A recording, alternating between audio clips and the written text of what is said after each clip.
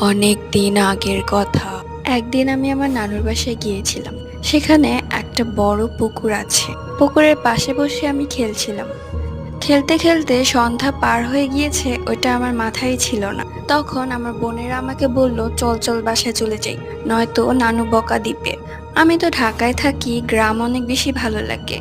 আর যেহেতু কালকেই চলে যাব, তাই আমি বললাম না, আর একটু থাকি। পুকুরের সাথেই ছিল জোড়া তাল গাছ। একটু পরে আমরা স্পষ্ট দেখলাম জোড়া তাল গাছ থেকে সাদা কি যেন একটা নামছে।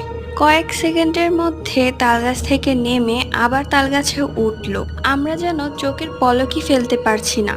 হঠাৎ করে দেখলাম সেই সাদা জিনিসটা আমাদের দিকেই তাকিয়ে আছে। আমরা এত বেশি ভয় পেলাম, সবকিছু ফেলে আমরা সবাই মিলে দৌড় দিয়ে বাসা চলে আসলাম। আর বকা খাওয়ার ভয়ে আজ পর্যন্ত আমি এই কথা কাউকে বলতে পারিনি।